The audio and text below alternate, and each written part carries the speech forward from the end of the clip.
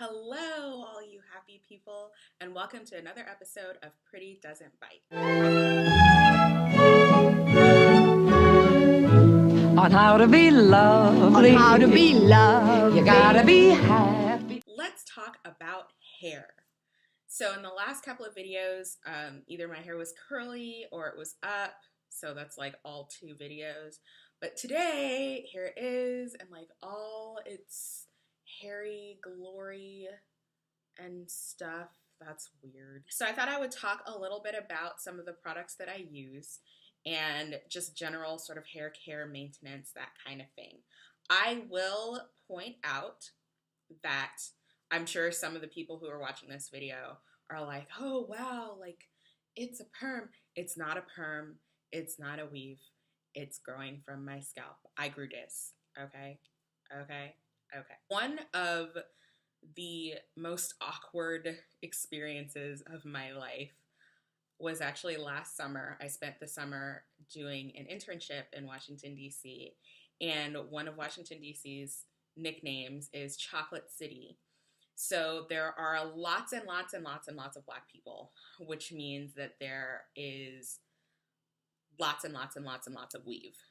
So when I would get on public transportation, the metro, or, wherever, pretty much the first question that people would ask me is, where did you get your hair? I kind of expected the look of surprise, the sort of, you grew that? Yeah, it's growing out of my scalp. It's not a huge accomplishment.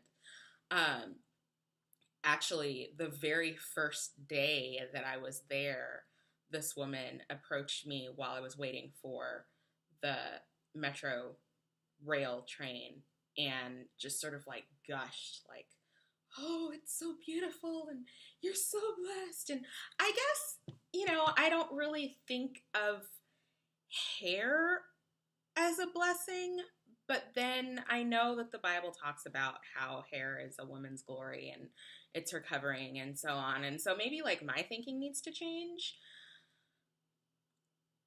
But it's interesting. It's weird. I feel like people make a big deal out of, oh, it's a Black girl with long hair and it's like not somebody else's hair that she glued to her head, when, I do some other stuff. Like, I'm a student. I can knit. There are other things that I know how to do that I actually like accomplished. And to me, growing my hair out isn't really one of them, but whatever. I try and take care of it as best as I can. So I'm not really going to get into like shampoo and conditioner right now. This is just sort of like after it's clean and I am making that angsty decision of whether or not I'm going to wear it straight or curly. But if I'm wearing it straight, there are a couple of products that without fail I'm going to use. The first one I actually ran out of, so I can't show it to you, but it is called It's a 10. The line itself is called It's a 10, and it is the leave-in conditioner, I think Miracle Leave-In Conditioner with keratin. So keratin is a protein, and it's really good for your hair. And I noticed after I started using it probably a year, maybe 2 years ago, it could have been longer, I don't know. I feel like I've been using it forever. I noticed after I started using it that my hair started to grow a lot faster than normal. It takes a long time. This has probably been, the last perm that I had was right before I started college. So it's been at least 6 years.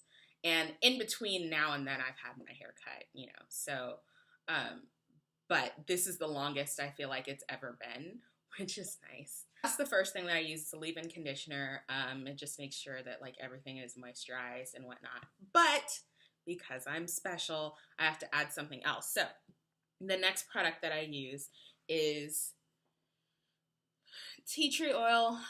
You really can use like any brand of tea tree oil that's not like an off brand. I've been using tea tree oil in some form or fashion for a long time because my scalp is just naturally, I guess, very dry. So I deal with nasty things like dandruff. Oh, the horror. But it helps to sort of keep my scalp extra conditioned, and it kind of puts a layer on the top, so if anything like sun or wind or whatever decides to come and dry my scalp out again, I have that.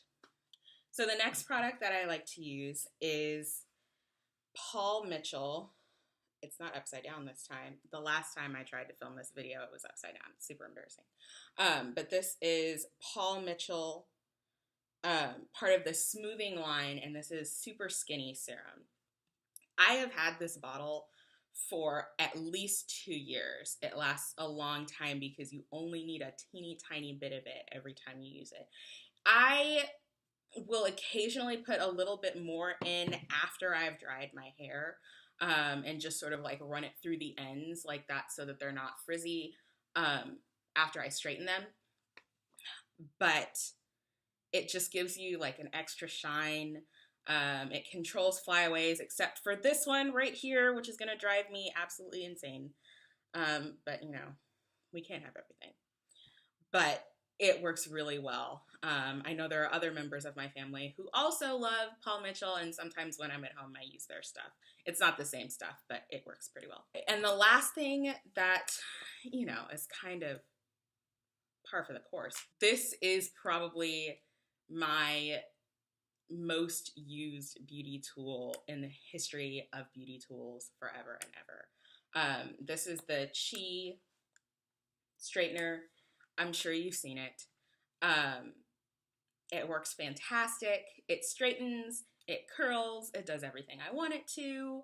I've had this since I graduated from high school because I was not going to go to college with the sad straightener that I had before because it wasn't going to work. And honestly, it was damaging my hair because it didn't heat up enough.